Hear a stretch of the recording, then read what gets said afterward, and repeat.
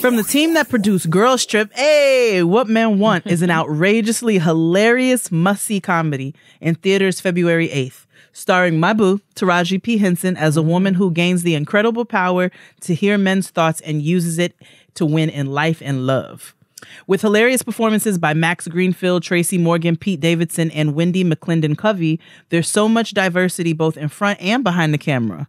What Men Want is the perfect movie to see with your girlfriends. It is rated R, but it is in theaters February 8th.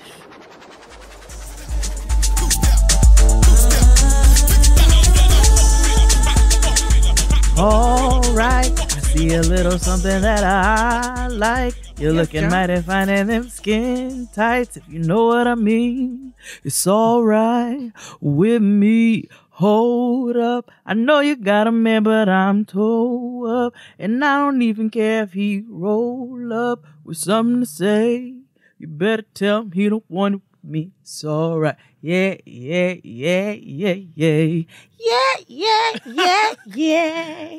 I love that song because I felt like John Legend was drunk when he was recording it. The way he was singing. He came in, good Lord, you got body for this. I thought that nigga is lean. Shake it to mates. Oh, we're in the wrong key, but I mean, if we were in the right key, we wouldn't be this show. That's it. Praise the Lord, niggas. Praise the Lord, niggas. How are you, sis? I'm doing okay. Busy, but busy is a blessing. It is. So we out here. How you doing? You know, I'm here braving the winds in my house. Listen. Like, what the hell is this? I don't know who did what to piss off the Lord. I know who did it. Is whipping work. Okay, like listen. I'm not right now. Exactly. You can hear. And I live on the 9th floor. I'm literally turning around, looking at the window, like, okay. I know I closed these windows. Listen, and I got on 2 pairs of socks. The heat is going, but the winds do not care. That's the orangutan's fault. That orange orangutan in office. He's the one who pissed the Lord off. I am a woman of a particular size, and when I tell you the wind is pushing me up the street, like I was like, wait a minute, let me get my bearings. Yes. I try not to go outside if I don't have to. And that shit's about to drop down to like 17 degrees. Oh! It's about to be dumb cold. And I'm about to be where? Right here in this house. Not leaving. I will not be moved. Listen, and ain't nobody gonna move me. Nope. I hope y'all are staying warm. I understand that it's cold like everywhere in the country. Like even where it's supposed to be warm, it's like unseasonably chilly, like places like Florida. Mm-hmm. Having to wear like coats. Sorry for y'all. Welcome. Right, I wish I felt worse. Okay. Welcome to those of us who wear. I wear 2 pairs of pants. I don't be playing. No, I don't be playing games. Please, y'all better get to. Oh Lord, I was about to call that the wrong name. You know, the Asian Old Navy. What's it called? Uniqlo. Y'all got to get to the Uniqlo and get you some heat tech. Heat tech. Does that really work? Yes, I put it underneath my clothes and it is marvelous and glorious. I'm gonna have to get me one. Do they order? I get everything delivered. Absolutely. To the house now, yes, you can go right on the line. Absolutely. Right on the line. Right on the. We sound like some old aunties. down to the Uniqlo. Order it. They got it right on the line. What's it called? The Asian Old Navy. Let's get into this show. Oh, happy Martin Luther King Day. Oh yes. No. Oh, but speaking of which, your niece. So I was like, "What'd you all learn at school?" She was like, "We're learning about Martin Luther King Jr." I was like, "Okay, right. So what'd you learn?" And she was like, "He fought for white people and black people to come together." I said, "Okay." So then we went out to dinner, and Noah said, "Is there another place for the black people to walk in?" And I said, "What do you mean?" She goes, "Are black people allowed here?" And I said, "Is this from you learning about Martin Luther King?" And she was like, "Yes." I said, "Do you see black people in here?" She said, "Yes." I said, "Do you see white people in here?" She said, "Yes." I said, "What is it called when they keep white people and black people separate?" And she said, "Segregation." I said, "Come on." So yes, I would have been like, there is de facto segregation, Noah, and then there is de jure. Like, all of the ins and outs. She would have been like, what? I want you to know that we are still living under the implications of a flawed system. Like, let's just wait till second grade. I know. She already knows. She knows the police are a flawed system. She speaks on it. Absolutely. But anyway, her parents. Well, we know who her parents are. So. My sister called today asking if we were watching the football, and I was like, now you know we stand with Cap in this house. Now you know we stand with Colin Kaepernick. You know we are a Kaepernick household. We do not watch that filth in this house. You know that. You know we don't. We on the Hulu. But anyway. Good times, man. We got Good trash. times. We got trash. All right, let's get it. A clean up woman. I love trash. So Is that your Oscar the Ground? yeah. Come on, Oscar. That was my Oscar for this hefty trash segment. Oh man, it's a lot. Let me get my teacup. All right. I know. It's it's kind of a heavy trash. But we'll start off with the Kentucky Catholic school who mocked the indigenous elder who also happens to be a veteran in DC. Did you see that video? I didn't see the. I saw like on Instagram, like it scrolled on my time. I'm scrolling on my timeline. I saw it, but I didn't click it and watch it because I feel like it would upset me. Oh, it will piss you off. And I just didn't want that on my spirit before I went to the Lord's house this morning. Like it will piss you. I just stumbled on it, so I didn't even I'm in my Twitter feed and it like came up. I was like, come on! And they're in this man's face. It is super disrespectful. Apparently, so people have been all over the schools asked to discipline these students because they were in Make America Great Again hats. And I saw that. That's why I just said, let me just use these thumbs and scroll on because I can. When you see that red hat, you need to just move forward. But it was very disrespectful, and apparently the school issued an apology, but we don't accept it. Nope. Throw all of them kids away and their families because you know that's learned behavior. I know it is. Like throw them all away. The whole generation, the whole bloodline. Just throw them all away. I'm trying to be a better next. person, Our beep has been dropped from RCA. Our beep, because I do not feel like saying his entire name, so I'm just going to beep it myself. Yeah, man. I mean. Robert done. Beep has been dropped. It's done. I'm so happy because first they said they weren't going to release any new music, and now they have all together. Enough fuss has been raised for them to say, all right, we can't have this person on our label any longer, which will, obviously we want to see some legal implications and but that's not their bag to carry. No, RCA is doing what's within their. They did what they were supposed power, to do. So. That's it. I mean... So I'm happy. And I feel like I've been getting a lot of pushback from people who are, evidently just in terms of I'm trying to think how to phrase this because I'm trying to be... PC? Yes. So I just think like... We have to be mindful because I understand, I saw somebody sent me a post of a man who was saying like, how troubled he was and how vengeful we as a society were being, specifically Black women. He used that word. He used that word. He talking about how we have such a hunger for vengeance and vindication and how not saying that people should not be held accountable, but saying like what he doesn't really understand the society's response. It seems like people are being merciless to R. Kelly and coming after him in ways that are unfair. And I just think that it is really fascinating how one-sided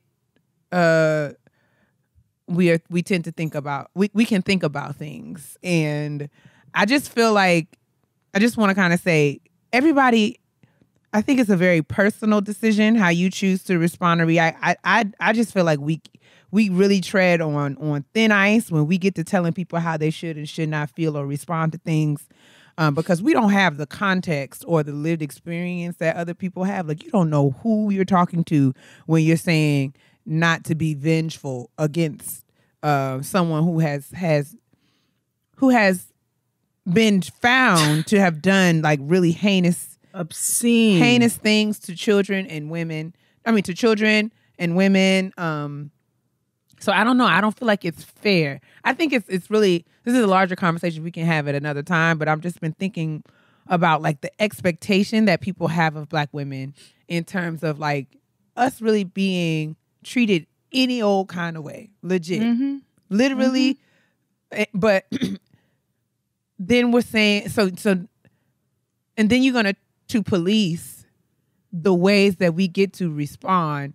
And to say, like, I just like been reading a lot of like Audre Lorde and all this, and there's just a lot out there about a Black woman's anger and how the angry Black woman trope has really been used to silence the anger of Black women as a whole, and how anger is a tool and anger is a healthy emotion.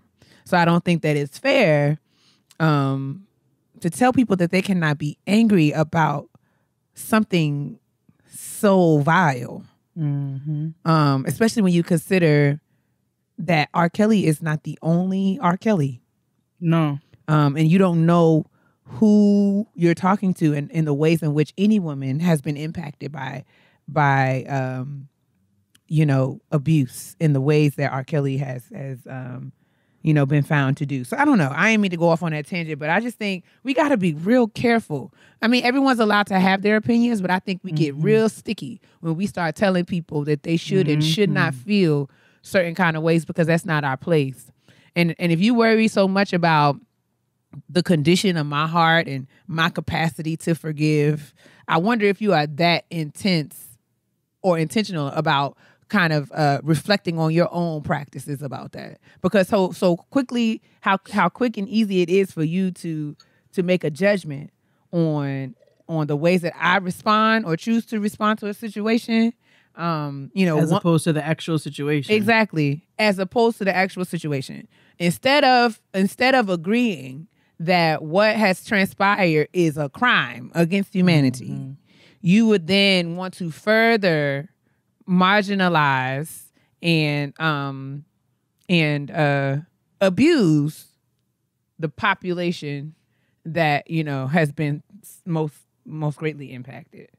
I just think it's real dicey, and we got to be super careful about shoulds and shouldn'ts when it comes to something so personal. You don't know what it's like to walk around, and you don't know what it's like to walk around in this world, in this body, being both Black and woman, and the vulnerabilities that exposes me to. You don't know what that's like. So before you get here and tell me what I should and should not be doing, I want you to check that. Like, just acknowledge that you don't know what it's like before you feel like you can open your mouth, fix your mouth to tell me how I should do anything. You don't know what it's like to live my life and not to have nobody ride for me. You still riding for the nigga who is harming me. I'm still annoyed by them. I'm more annoyed. I'm not more annoyed.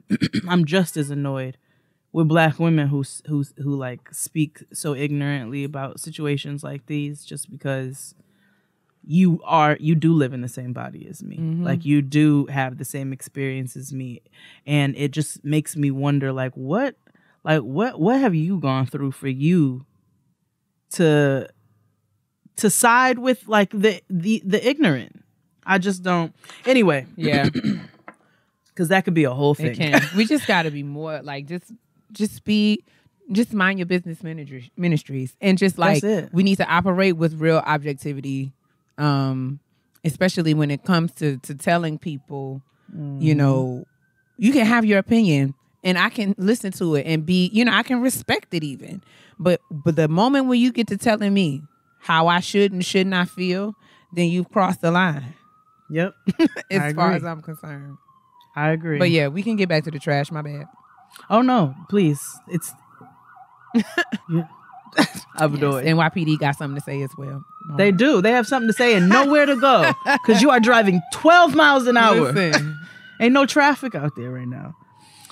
Shannon Sharp Oh. does not see it for Future. Ain't no problem. Ain't no problem. Ain't no problem. Ain't no problem. Ain't no problem. Ain't no problem. Ain't no problem.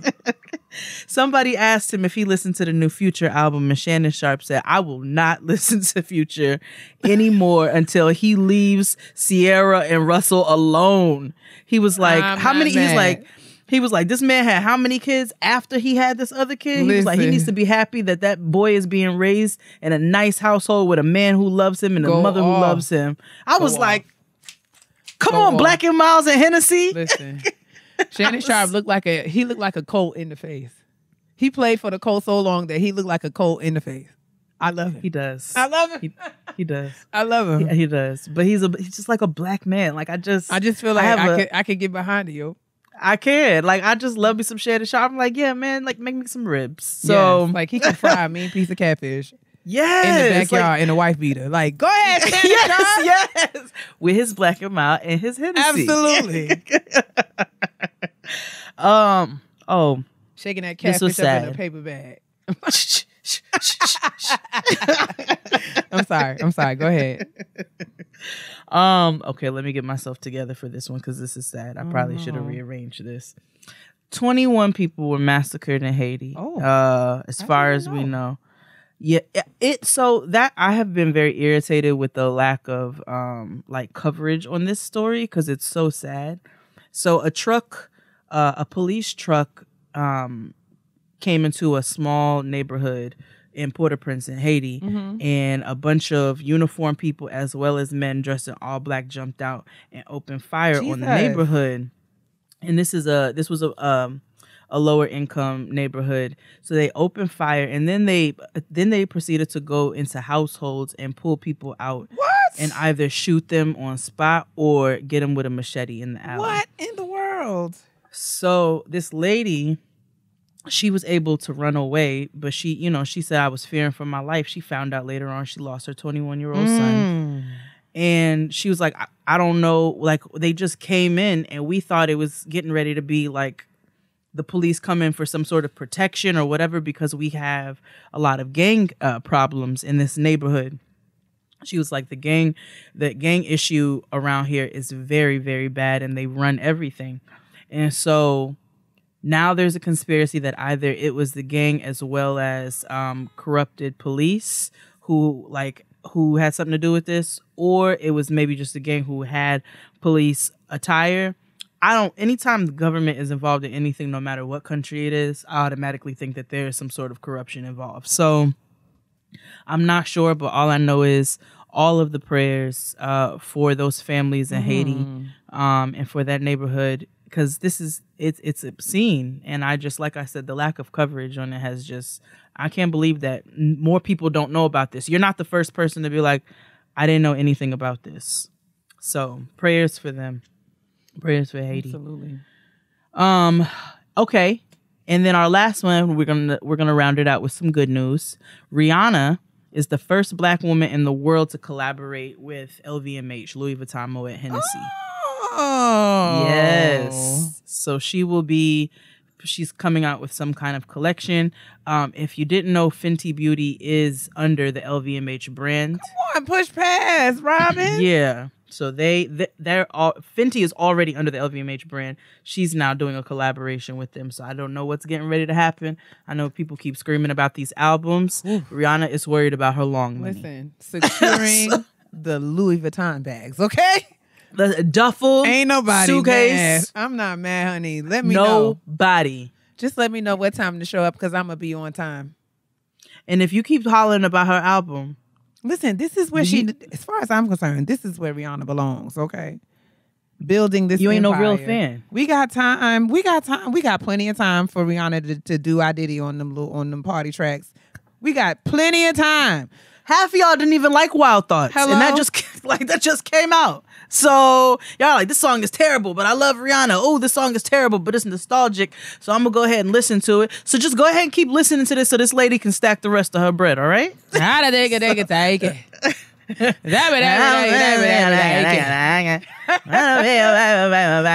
you, all I get is Wild Thoughts. Wow. Listen, get your Louis Vuitton bags, honey. I'm not mad. Congratulations to you, Robin Fenty. We speak your name, sis. Absolutely. And that is it for the trash. We can move right on over to these shout outs. All right, Dan. My sister's popping right now, like. I am VV excited for the shout out this week. So my homegirl Bintou has a hot pepper condiment line by the name of Nafis. We know y'all niggas like hot sauce. Love it, but this is like into it. elevation on another level. So a little background on Bintou. She's of Senegalese descent and was raised right outside of France, outside of Paris.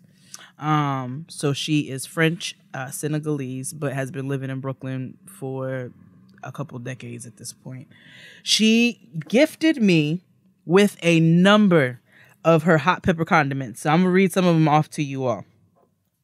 I got a smoky cumin, which can be used as a dip, spread, rub, or marinade. I got a spicy peanut. Nigga, let me tell you about this spicy peanut.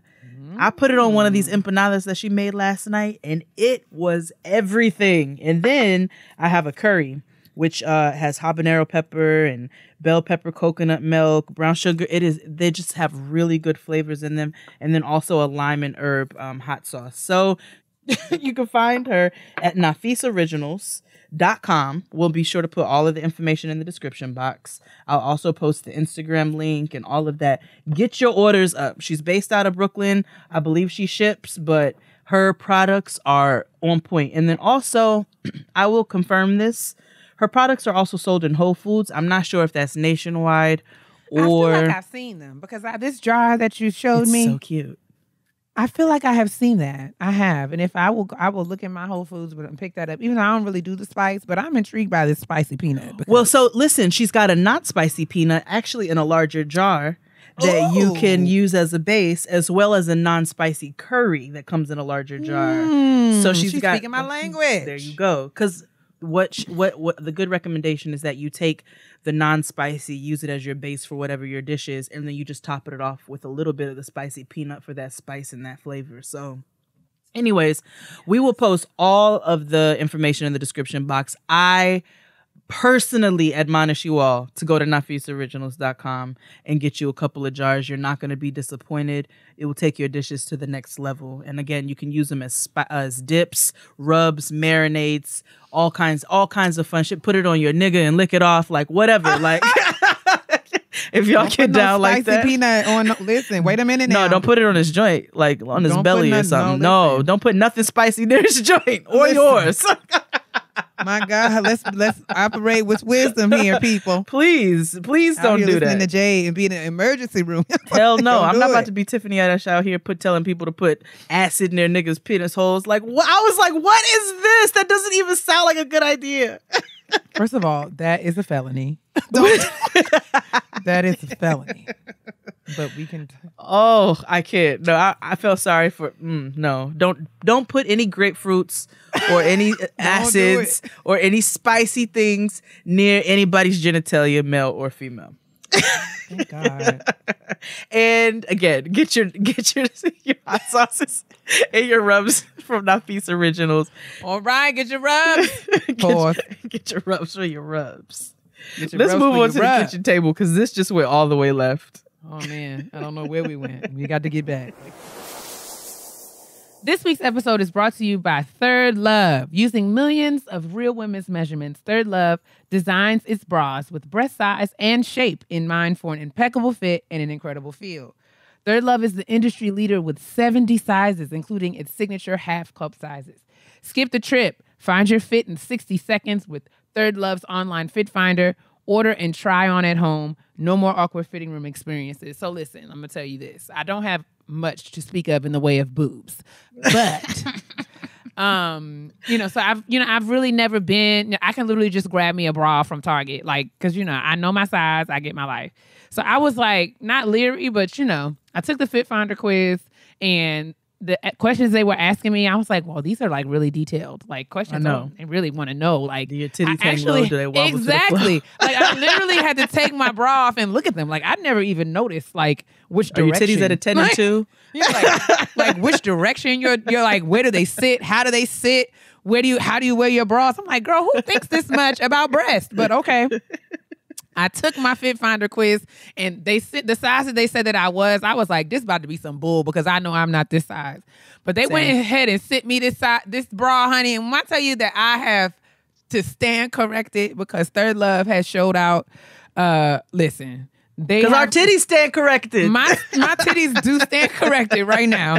And I'm just like, well, dang. Well, maybe I will definitely be ordering some more Third Love bras because they do fit amazing and they feel good. Like I don't have to adjust because, one boob is bigger than the other. And I'm always like adjusting the bigger boob, right? But I don't have no problems with my Third Love bra. I love it. So start with your Fit Finder quiz. Answer a few simple questions to find your perfect fit. Over 10 million women, plus me and Jade, have taken this quiz today. It's actually really fun, and it takes less than a minute to finish. Third Love offers double the number of sizes than most other brands offer. Sizes from A through H, and bands that make a dance up to 48. Okay? So Third Love takes this customer input seriously. They recently launched their most requested style, cotton t-shirt bras and cotton underwear. That's it. That's it, honey, because that's all that matters. It took 2 years to develop and perfect the cotton collection, which is made of premium cotton called Pima. The result is a line of incredibly soft, smooth, and breathable bras and underwear you'll want to wear every day. Get your Third Love live, sis. I promise you won't be disappointed because I'm trying to order my next one like tomorrow. So Third Love knows there's a perfect bra for everyone. So right now they're offering our listeners 15% off your first order. Go to thirdlove.com/grown now to find your perfect fitting bra and get 15% off your first purchase. That's thirdlove.com/grown for 15% off today.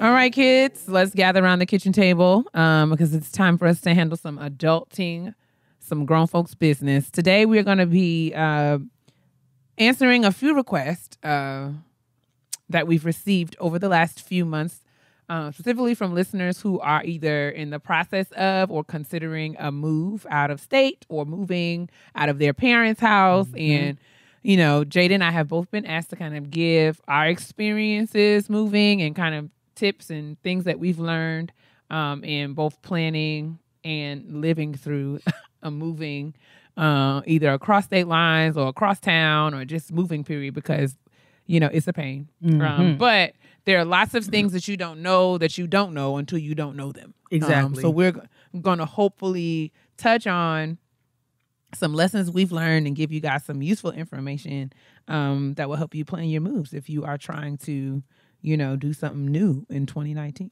Bang. Or 2020. So, yeah. So sis, before we get into like the lessons learned, let me first ask you, do you have any moving horror stories? Wow. Yeah. The last time I moved. I feel like everybody got a moving horror story because moving is terrible. I have a few moving horror stories, but the last time that I moved, we moved in such a rush that I did not get to properly pack up my my apartment. So it was a nightmare moving out and moving in. And then that sets you up for failure when you're like setting up your new space and like trying to start off on a good foot. So one promise I made to myself, which has, this is kind of an advanced moving on this one right here. But one promise I made to myself is that I will forever hire movers.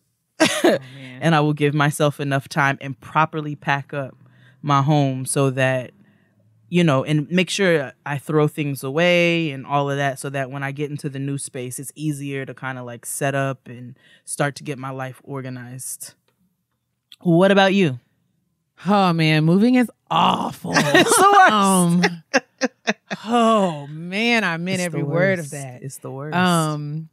So I think the first, this really segues into kind of, I think, what is like the number one piece of advice that I would give to anyone who's considering a move.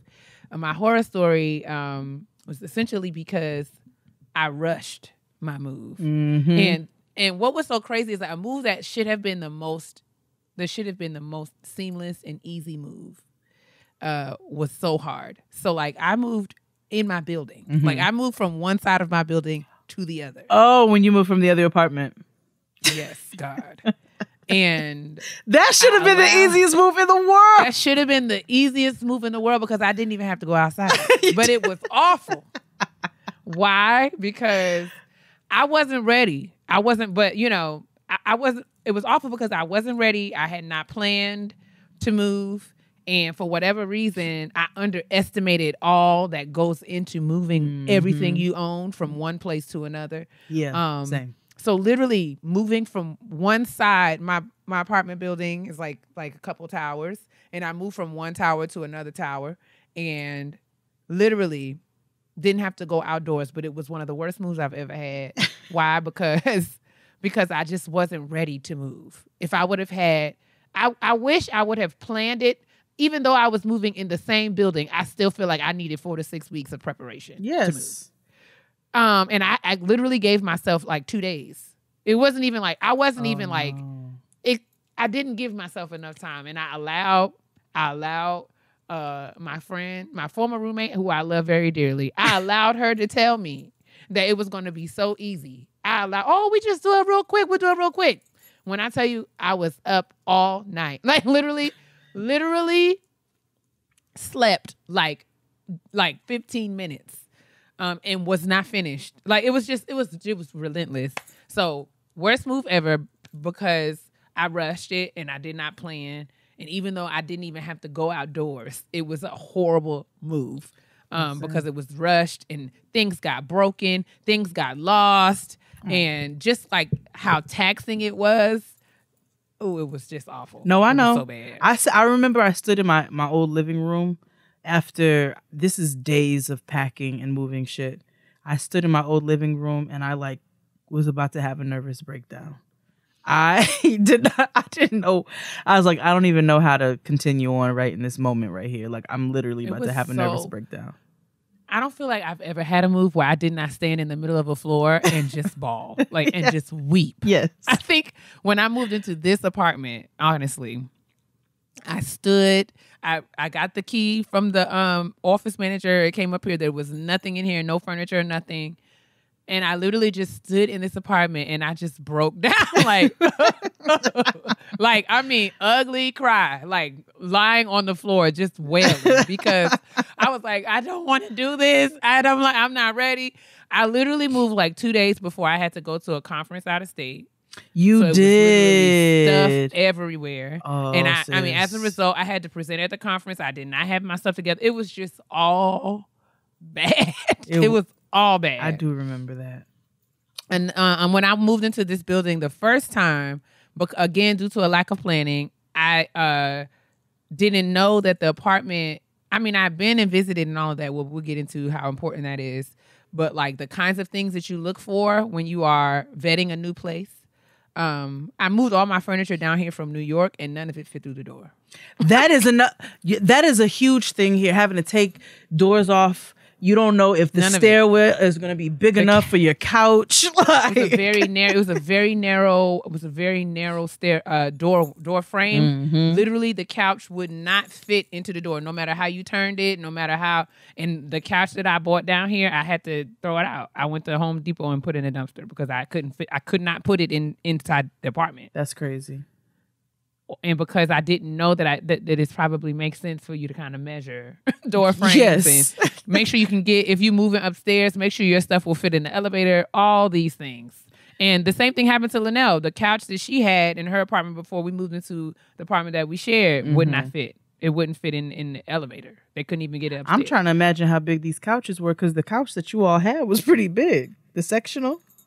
It was a sectional, but it was a sectional so you could break it down in pieces. Oh, yeah, these were true. It was like a big old couch. Big ass couch. Yeah. Well, that is a good segue into some of the things that people don't think about when you're first moving. So your furniture, that's key. You have to measure your doorways to make sure that your furniture is going to be able to fit through. Don't just start buying stuff online and then you can't even get the shit up the stairs.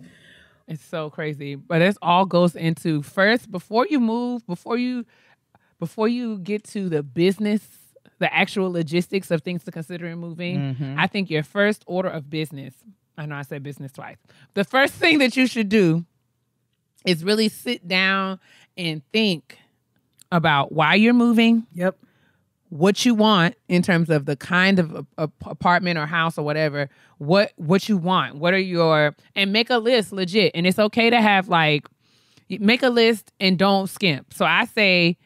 Write down what you want, ideally. Yep. All the things that you want to have, ideally. You may not find the apartment that meets all of those things, but if you have a sense of what you want, identifying your big wish list and also your deal breakers, that will help you to kind of determine from the list of options that you have which ones may be the best fit. Because it's not really useful or beneficial for you to be looking at like 20 apartments. Yeah, I mean, nobody has time to do that. No. That takes a long time. You narrow your list down and you see what you can get off of your list in your price range. And then especially if you're moving out of state. Especially. So if you're planning out, really write down, why you're moving. Make sure that you're clear about that. What you want in terms of the kind of place that you want to move into, what amenities you would like for it to have, what your needs are, all of that. And then you need to sit down and think about your budget, what you want to spend, what you're able to spend, not even what you want to spend, what you're able to spend and survive on. And you need to have all of this done before you even leave your house. Before you start Googling and Craiglisting and everything else, you need to have this done. And if you're moving out of state, I would also add to that being getting a sense of, if you have an idea of where you're moving, like if you know which city you're going to move to, having things in place where you can go and visit if you haven't visited, get some just to get a sense of things. And then if you're thinking or deliberating between different kinds of cities, that even makes knowing what you want and why you want it all the more important. So a good list for you to initially write down, and like Keia said, this needs to begin before you even start looking for apartments. Yeah, like way before, honestly. Write down your monthly expenses. So your rent, your utilities, and break those utilities down. Do these apartments or home or whatever it is that you're getting ready to move into, do they pay for water? Or do you have to pay for your own water, your own gas, your own electricity? You have to be sure, that you're going to have to put deposits down for all of these things. So you want to factor all of those things in as well. Your cell phone bill, all of the current bills that you have while you are in the living situation that you're in that are not getting ready to go away just because you're moving out on your own. Your cell phone bill, all of your subscriptions, your Spotify, your Netflix, everything that you pay for on a monthly basis, your gas, your parking, your groceries, your eating out money, your weekend spending money, and don't skimp on your weekend spending money, your Ubers, how much you realistically spend when you go out to eat, how much you realistically spend when you drink. Yep. Like your legit budget. If what you know and what you spend, even if it's unreasonable, you shouldn't be spending it. You still need to know, if nails, lashes, hair, all of that. Yep. Everything that you spend, especially if you go into another city, because we'll get into that later. But these things, the price points for these things differ based on where you are. Absolutely. That was a major lesson that I learned moving here from New York. I want you all to know. I literally paid double what I used to pay to get my hair and nails done. Like literally, actually times 2. And I had no idea that things cost what they cost here, which really attributed to me cutting all my hair off. But we can get to that later. But you have to factor all of those things in. So make sure all of your current expenses and then all of the expenses that come along with you living. Also your furniture, furnishing your house, your cleaning supplies when you get in there, your spice cabinet, filling up your refrigerator, your thing to clean your toothbrush. I mean, not to clean your toothbrush, your toilet bowl cleaner brush thing. You know what I'm saying? Your shower curtain liner, your trash cans, every small detail. Every little thing, look around where you're living right now and say, these are all of the things that I have to buy. Then once you factor in your monthly expenses, you want to add a 10% buffer in there. So I was reading that in an article. At least 10%. At least 10%. At least 10%. You really could stand to do 20. Oh, absolutely. And consider saving 2 to 3 months, which to me actually needs to be about 6 months worth of living expenses at the very least when you're moving out. So you want to make sure that if you were to lose your job, or God forbid, or, you know, some sort of unforeseen circumstance, you had to stop working for a period of time, you have saved up at least 6 months, and I know that that's not always realistic. So that's why I say the article says 2 to 3 months, and I'll be sure to put that in the description box. But consider saving 2 to 3 months of living expenses at the very least, so that you can give yourself some sort of cushion. Yeah, and I mean, because we talked about this when we answered the young lady's question a couple of weeks ago, but like that cushion is really not much of a cushion when you consider all the stuff that you're going to have to buy. Absolutely. You will eat through that cushion. I mean, if you want to have a cushion in addition to your moving expenses, but like Jade was saying, these are all of the things that you want to be mindful of that you will have to spend money on and what it costs to move. And that cleaning supplies, is like you don't really know how much all that stuff will add up. You thinking, I just spent $100 at Target. No ma'am, no Pam. No ham, no turkey. When I first moved here, somebody had to grab my chest. Somebody had to hold me up. Because when that lady told me that I had spent $400 in Target, literally just buying the things that you use every day, when I thought, you know, it would be easier to just buy it than to transport it. And it was, but, you know, I didn't really think that it cost that much money to buy, like, you know, like Clorox wipes, and when you got to buy new mops and Swiffers and brooms and dustpans, and you got to buy trash cans for every room. You got to buy light shelf bulbs. liners. Like all these things that you don't really realize. You know, you need to, and I mean, some of this, forgive us for those of you who are like this kind of stuff is common sense, but you take stuff for granted when you always have it. Absolutely. But I remember distinctly being 28 years old and like saying, I didn't know, like, because I really didn't know a lot of things that I needed to know, you know, when moving and moving out. And all of this money is before you have put a sock in a suitcase, honey. You haven't packed any of your things yet. Nothing. So like Jay said, movers, I feel like, I'm gonna be careful how I say this, because I feel like if you can afford to spend the money, it's totally worth it.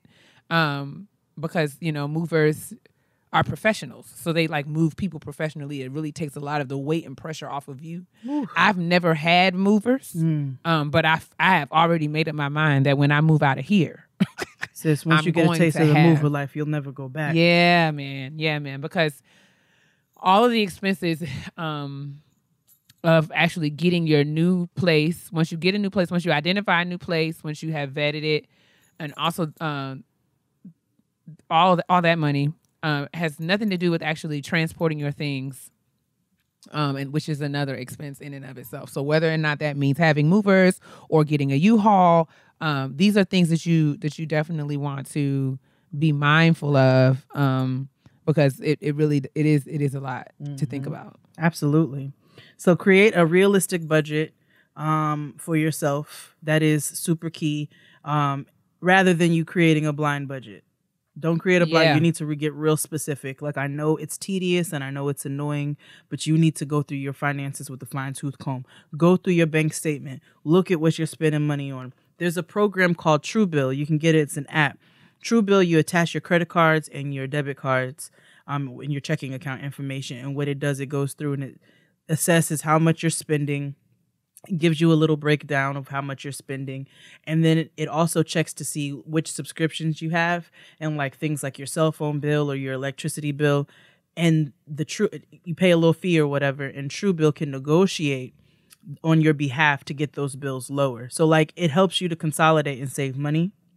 There's also a program called Self-Lender that adds to your credit score. So it basically takes money out of your account every single month, puts it into a savings, and then it reports it to the credit bureau. So it's kind of a double thing that I've also signed up for. So it's like little things like that for you to get a leg up. These are things that I wish I would have done and I did not do, but these are things I wish I would have done. And as I get older and as I continue to move and, you know, in advance, I figure out how to do things a little bit smarter. So that's something that you can do as well. Now, Keia and I had a very interesting conversation about some of the things you need to consider when moving out that may not be so obvious. We can sit down and we can break down the finances. We can break down the furniture. I don't know how much you're going to spend. I don't know if you got IKEA money. I don't know if you got Pier 1 money. I don't know what you got. I don't know if you got West Elm money. That's something that you have to work out. But we want to talk about some of the safety precautions in moving out. Absolutely. Okay. And these are things that you might want to consider when you are vetting a place. I'm sorry. If you're moving out of state, when I moved from New York to DC, I was moving, alone, not having, a huge amount of family here. Well, I don't have any family here, but not having any. And having, when I moved here, I maybe had one or two friends, people who I went to undergrad with, people who I knew that lived in this area. But other than that, I was moving here not knowing a soul. And I was really conscious of that, especially leaving New York where I grew up. So as, I remember getting my list and me and LaToya came down here and hooked up with my friend Jessica, who we went to undergrad with, and Jessica took me around for a weekend and literally just, we were just going to different apartments and talking to different people and really she was really instrumental in like helping me to identify places where I might want to live, places where I wouldn't really want to live. So that's important. It was awesome to have her as a resource. So if you're moving to a place where you've never lived, if you know somebody there that you trust, I think it's great advice to kind of just reach out to them and see if they would be willing to just, let you come for a day or a weekend and really show you around and give you like that lived perspective, like I live here perspective that you're not going to find like in Yelp reviews or online. And somebody who can kind of give you that kind of insight, who really knows where you're moving to. And if you don't have that person, it's not the end of the world, but you just need to be more you need to be a bit more strategic around the kind of questions that you ask when you are talking to, property managers and things like that. Absolutely. So when I moved down here as a single woman, I was really conscious of, being scared. I knew that there were certain things that I didn't want to have to deal with. So sat with my list and with my friend Jessica, and she kind of helped me narrow down my list of, okay, so you don't want to live here, you don't want to do that. And I noticed that in this area, so I'm not going to tell you this is going to be the situation for everyone, but in this particular area, there were some apartments that were not as expensive, but they were in areas where she felt like, or we determined that I might not have been most comfortable given the kinds of apartment buildings that they were. So I was telling Jade there was one apartment building that was close to campus, University of Maryland, and it was just for the sake of the story, let's say it was maybe like $1,000 a month, which was less than I was paying in New York. So I was like, oh, let me see what this is about. So I went to go see the apartment, cheese. So it was, I don't want to say it was the hood. It was hood adjacent. It was hood adjacent. And like the you can tell, how when you're in a place, you can tell by how the property is maintained. Okay. So we had that was a factor, but I still was like, let me just go see. And it was like a second floor apartment, which I'll get to later. Yes. So I was like, okay. So it was not on the ground level. So I was like, okay, second floor, I'll go see it. So it was a decent apartment. I went in there, but there were things that were like, okay, they were little red flags to me, i.e. there was a balcony. And it was on the second floor, but I still feel like anybody who was upwards of 6 feet could find a way to get on that balcony. So I felt like, knowing me, I would be tripping thinking that somebody was on my balcony all the time. These niggas do pull-ups on light posts every day. You know what I'm saying? Exactly. Additionally, there was another property, not this property, but there was another property that I looked at that had fire escapes, and I had the same concern. So when I started looking into properties with the higher price points, they had some amenities that eased my nerves around certain issues. So like, and to me, it was worth it. So could I have saved $100, and dealt with it? Sure. But having the peace of mind was worth the $100 to me, knowing that I was in a secure place where I felt safe at all times. That was more. So I feel like the advice here is like, if there are things in your gut If you visit a place and your gut is telling you something, listen to that intuition, and don't be afraid to follow that intuition, even if it means you may spend a little bit more money within reason. So no, I didn't go get a deluxe apartment in the sky, but I did change some things. I did kind of allow for some more flexibility in my budget to ensure that I had certain things in place, like a parking space. Mm-hmm. And some people might say, oh, I'm not paying, especially me coming from New York City. I was like, I'm not paying for no parking space or the street parking. Let me tell you something. I pay $80 to park in my apartment. Go ahead and gasp and clutch your pearls. But I have grown to learn that $80 a month is worth it. It's worth it. I think $80 sounds wonderful compared to exactly New York with where it be costing like $100 to $150, and that's on the cheap in Brooklyn for parking monthly. Listen, and I mean again, and that's if you can find it. Woman, exactly. Me being a single woman, let's say I go out to the clubhouse one night and it's 3 a.m. I then have to circle the block looking for parking and then have to walk from that parking space to my building and risk God knows what. No. Nope. When I pay my $80, I can get into the garage and park in the spot that's mine and won't nobody else be in it. Amen. And I go on upstairs and handle my business. So be mindful. When we were talking before about the list of things that you want, the list of things that are deal breakers. If there are certain amenities that you would like to have and that would ease your mind, it's okay to have those things, even if it means you have to spend a little bit more money to get them. But being safe is of utmost priority. So when you're talking to property managers, ask them the real questions. Ask them about break-ins. Ask them what their security policies and procedures are, what things do they have in place, who has access to what doors, where are their cameras, where are they not. Yep. Ask questions, ask the hard questions, ask questions and don't be worried about people getting offended as you asking these kinds of questions, because I mean the really real of it all is that anything could happen anywhere, but you want to be an informed consumer. Yep. And you want to have things in place. Especially when you're talking about spending the kind of money that you're going to spend. Yeah, just be preventative, like as preventative as you can be in those. In the very first like legit apartment that I got on my own, I made sure my mother was like, don't get anything on the first floor. I didn't get anything in the first floor. Period. Like I knew it wasn't gonna. I just knew that it was more of a risk for somebody to kick in my door or what have you. Think about your windows. Even if you are on the first floor, but you have to go into other doors to get into your apartment, there's still windows. There's still access for people to get in. Like he has said, a parking spot. I paid for a parking spot right in front of my door so that when I did come home, it would be it was as a smaller chance for something to happen because I had direct access to get to my place. So you want to think about all of those things. And that's a really good point that you brought up about security cameras and things like that. Like, obviously, these are not deal breakers, but they're really good things to consider and things that, again, I wish I would have known outside of like first floor apartments, fire escapes, and like in parking spots. I wish I would have asked those kind of questions. You know what I'm saying? When I was moving out or had somebody to tell me things like that. So just be as thorough as you can and checking on like your safety. And like we said, we talked about the finances. What else you got? Safety. We talked about, vetting places. We talked about how much money to have saved. We talked about cleaning supplies, moving expenses. Is that it? I think so.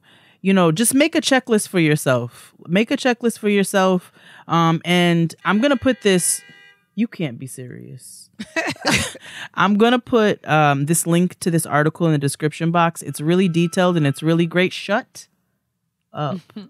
And they also have, so the checklist that we spoke about, we're talking about trash cans and all of that. They also have a checklist at the bottom of the article. And it breaks it down from your sheets and your comforters to your cleaning supplies to your sponges, your food and water, all of that. So I'll be sure to post that in the description box. But we just want, we are getting grown out here and we want all of us to succeed as we take next steps in our lives. And this conversation is obviously for people who have already thought about why they want to move out and what they're doing. So and whether or not they're ready, it is a major decision, and just don't take it lightly. Like I said, if you're moving out of state, I would advise you have at very minimum, at least 8 weeks to play with. Like, this is not, you don't want to rush a move. I understand that things happen and sometimes you have to.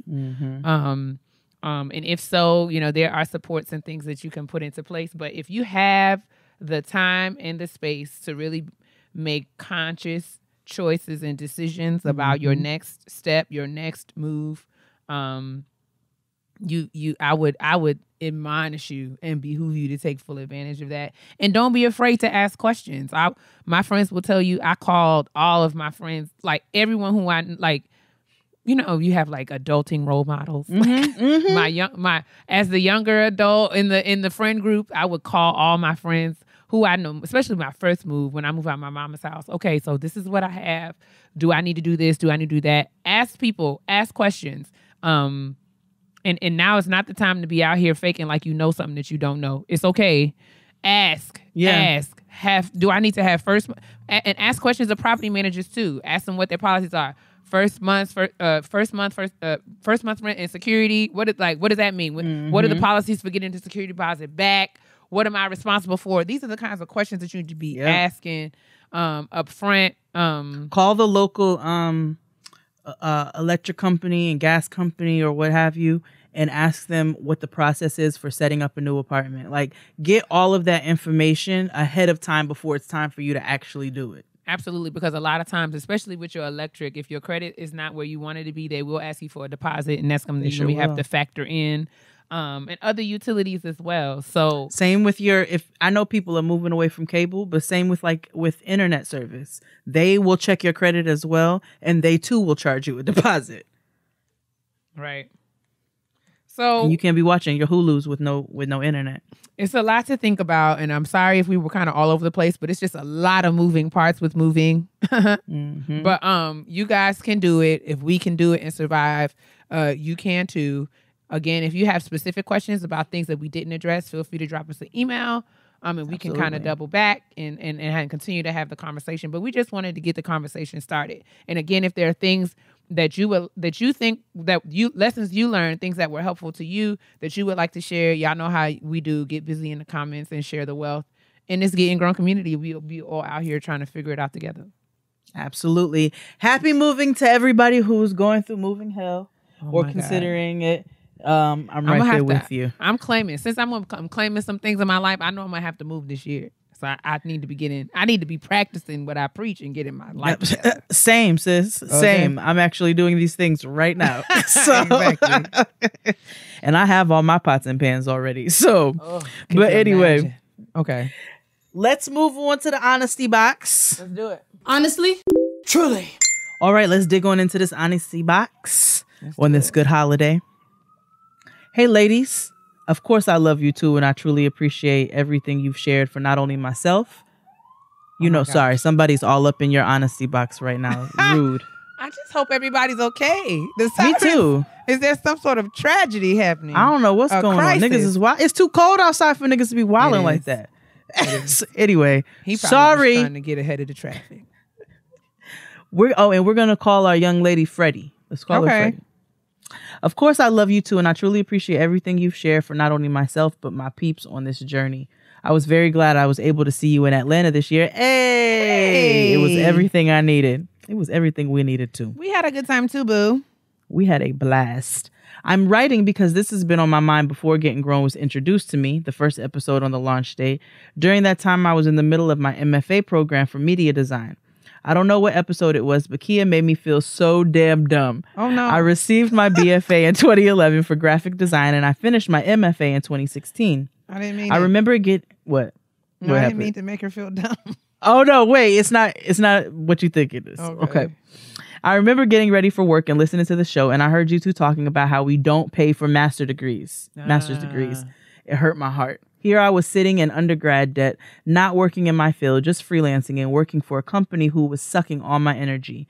Then I took out loans for my MFA. The whole time I'm on this journey, I thought I was doing good and everything is working in my favor the best way it can. I had no clue on how this was even possible to get assistance for my master's. Yikes. Okay, I always wanted to get my master's before 27. I missed it by a year. I gave myself a 2020 jump date to go full time as an entrepreneur. I jumped in November of this year. The last thing I want to accomplish or at least get started is my doctorate.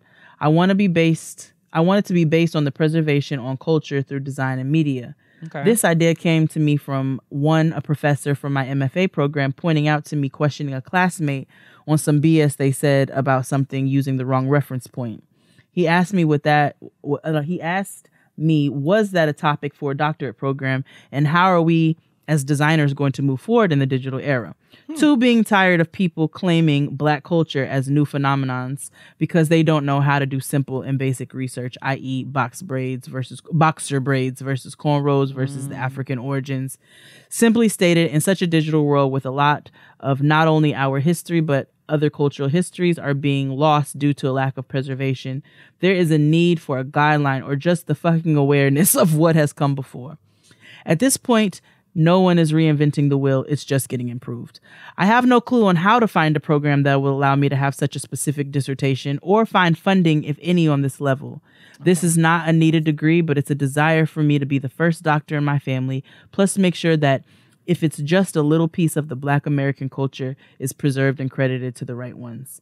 Anywho, this is a little long and got a little nerdy. No, it didn't. It got long, but not nerdy. Any help on starting points on how to start this search would be great.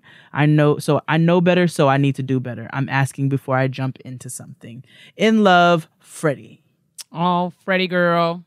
Okay. Well, is Freddie a girl? Oh, I shouldn't say that. Well, yes. So. Yeah. Freddie's a she. Thank you, Freddie. And I'm so sorry I made you feel stupid. That wasn't my intention. I was saying that to say that there are funding options out there for graduate school, but sometimes you just got to look a little deeper. And a lot of times, the assumption is that if you go get a master's degree, you have to come out of your pocket. I'm just saying that that's not always the case. And I say we don't pay for graduate degrees because that's what was told to me. And after I received that news, I got busy making sure that I could secure the necessary bags in order to get my graduate degrees for nothing. Well, not nothing, but far less than what I would have had to pay without assistance. Okay, so to your question, I think you're asking how to go about your search for finding the right graduate program. So and funding for and it funding. As well. Okay. So I think that I always tell people to start first with their question. So I think you have a good sense of what it is you want the degree for and what you want to explore through your graduate training. And what kind of draws you to the space in terms of preserving Black culture in the design and digital space. So I get that. That's really clear to me. As far as identifying the right program, I think the first step is identifying who in the field is doing work that is most closely aligned with what the work you want to do is. If there are papers, publications, I don't know what the currency is kind of in this art space, but I would say it starts with that. And I would try to identify the people who are doing the work that you want to do and then trying your hardest to get near them so that you can do the work with them as a means for getting the training experience that you need to do the work that you want to do on your own. So I would start there. I would identify other PhDs, other professors, other leaders in the field, and see, I would pursue, whatever graduate programs they're working at, or even sending them emails and asking or doing your research, trying to see where they receive their training, And that kind of being the basis of your search. That's what I did. There were people who I was citing in all of my papers in my master's programs, people who I thought were brilliant and were saying things that made sense to me and really aligned with the work that I wanted to do and the perspectives that I had about the work that I was doing. And it was like, man, it seemed like, pie in the sky. Like, I'm going to apply to work with this. I'm going to reach out to this person and see if he or she would be willing to work with me or if I could train under them. And, thinking like they could say no, but most of them say yes. And I applied to whatever programs they were currently working in. In order to kind of build that relationship. So I think that that's the first order of business, and funding comes after fit. So you want to determine the best fit program. Identify the programs that fit you well, that you fit them and they fit you. They align with what you want to get out of your degree, and they align with your life in ways that make sense. In terms of like the nature of the program and what's going to be required of you. And if you feel like within your life space, wherever you are, you can meet those requirements, that's a fit. And funding follows fit. And people fund people. I want to say people fund people. Institutions fund people who fit well, because they're going to continue to bring people, when you get your degree, you're going to continue to bring them. You're out in the field representing and doing well, you're going to be their representative. So if you really represent them well, then they see the investment. They see the value of the investment that they'll put in you for funding your degree. So funding follows fit. The first thing you want to do is really get serious about identifying the best fit program for you. And then if the fit is right, they will find the money for you. That's been my experience. That's it. Oh, we want her here. Let's make that happen. What we got to do? She needs assistantships. She needs, fellowships. She needs grants. She needs a job. Maybe you can work on campus. Universities, academic spaces, they love mutually beneficial relationships. Once you really make the sell on why you're perfect for that program and that program needs you, they will find a way to get you there. So I hope that helps. I hope so too. Continue to send your honesty box questions to gettinggrownpodcast@gmail.com.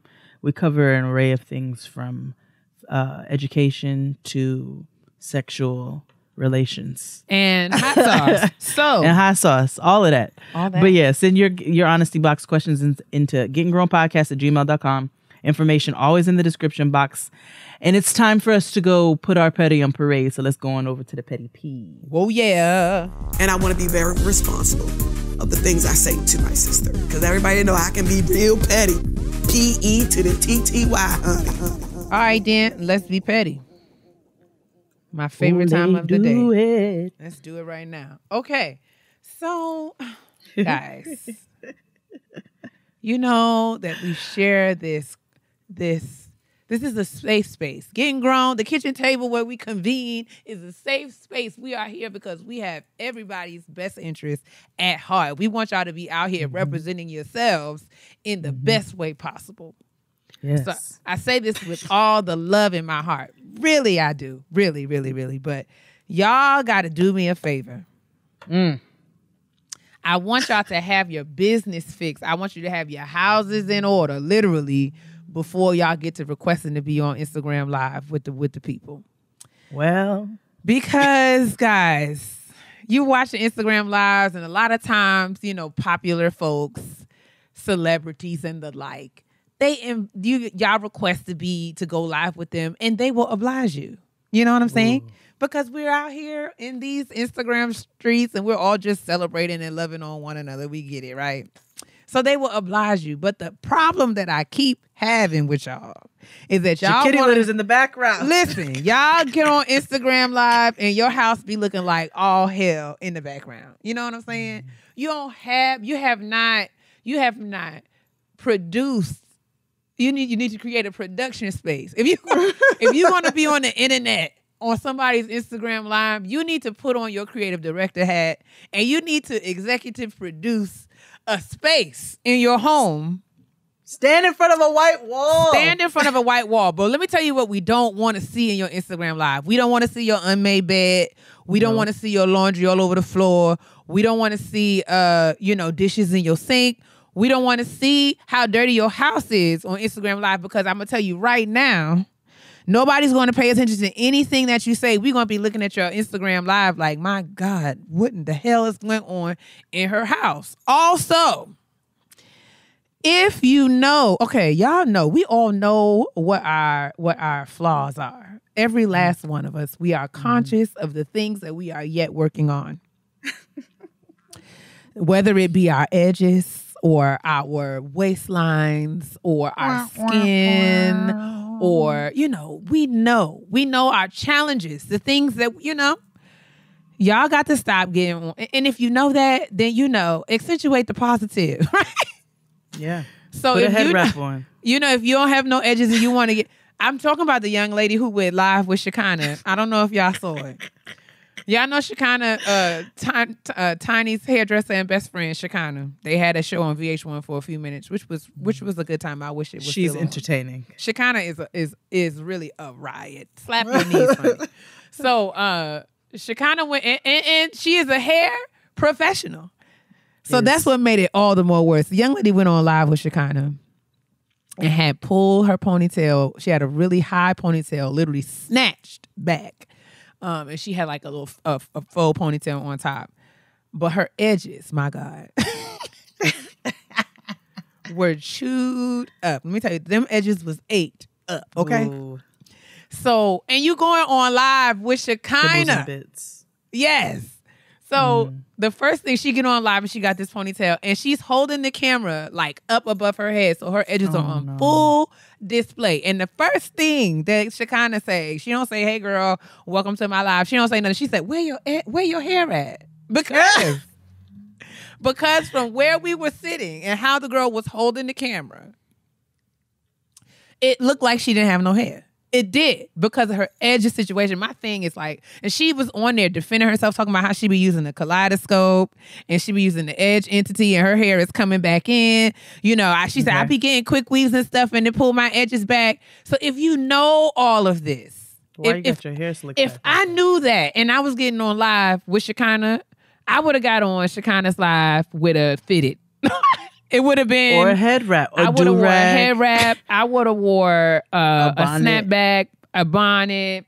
Or I would not have held the camera up above my head where you can see the condition of my edges. So I just want y'all to be mindful. Just put on your... Y'all want to be out here with the $1 million YouTube gurus. You got to understand the investment that they make. Y'all want to be out... Everybody want to go viral. You don't go viral for the wrong reasons. And just take some time to straighten up your house before you get on live, because we're going to talk about you. We're going to talk about you in this pile of shoes in the back of your screen. We're going to see it. And we're going to talk about how you need to run your vacuum. We're going to talk about you. We're going to talk about that TV on top of your suitcases. My God. If y'all want to be out here and be viral, just stage your pictures. Because here's the thing. Niggas are petty. You know what I'm saying? Absolutely. And the other day, me and Keia were on live together and a nigga was like, "Jade, are you on the toilet?" "No, nigga. I'm on the bathtub ledge and you see tile in the background. But I stay ready, so I got to get ready because you got niggas like that who want to be up in your business." And it don't take long. Like, you can invest in a phone stand. I got one from the Dollar Tree. You stand phone stand. So when I go on live, my phone is sitting on my desk in a stand, and all you can see is my face in my wall. Doesn't matter. Do you know what I'm saying? It could be looking like anything in this house. I could have clothes everywhere, but you niggas not gonna know it, is all I'm saying. But I just want y'all to just be mindful of what you're doing, because this is the World Wide Web, and we are looking for ways to troll you. Don't give us, just be mindful of that. And somebody gonna have to look for a reason to fry me. I'm not gonna jump in the grease voluntarily. No, I mean, and speaking of petty niggas who will troll you, my petty peeve is for the people who take selfies. Keia and I had a little conversation about this ahead of time, so they go together. who take mirror selfies or mirror pictures. My God. But they don't clean their mirror. Jesus. I mean, vigorously brushing their teeth. Yo, I'll be like, yo, this bitch brushes her teeth mad wild. You see toothpaste splecks up on the ceiling and the fucking wall. I'm like, bitch, you are just reckless with how you brush your teeth. And like I appreciate you must walk all over the bathroom while you brush it. Stand in one spot. Pop, pop, pop, pop, pop. Dingo, pop, pop, pop. Scat. And a poop, poop, poop, poop, poop. That's this bitch spitting this fucking toothpaste all over her goddamn bathroom. All these spots, all these water spots. Like, clean your water spots, wipe them down with a wipe, and clean your damn mirror. And if you don't have no Windex or whatever, you can use rubbing alcohol or vinegar. Both of those will clean your mirror spotless. Take it from me. So, oh, Jesus. But I don't want to see that you've been, you know, like open firing on your bathroom because it's spitting mad wild because y'all want to take a selfie, but you don't want to clean up. You don't want to clean up the mess. So that is my very brief petty peeve this week. Whew. I'm sorry, mine was a little long, but we love it. No, that's fine. That's fine. And that was another episode of Getting Grown. Oh, yes, it was. We thank you for your time and your patience. Really quick in the way of announcements. This Thursday, I have been invited to go on Instagram Live with Lisa Alamode. She is a good friend of mine, fellow UConn alum. Hey. Yes, Huskies. indeed. I know, right?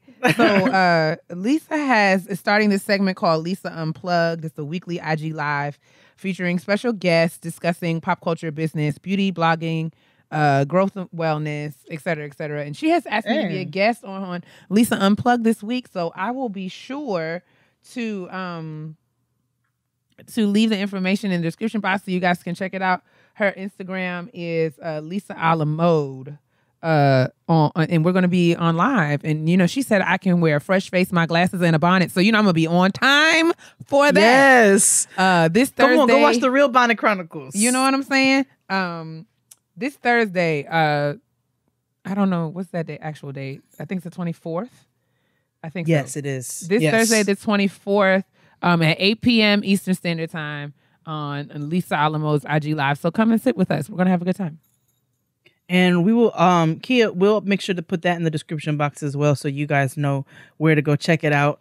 True. I'm going to go look. I'm going to go pop my head in and go see what's going on. Do that. But in the meantime, it is cold as hell outside. So you must moisturize your skin. Drink your water still, even in the wintertime. Absolutely, especially in the wintertime. And mind your business. Why, sis? Because your black will crack if it's dry. Bye. Bye.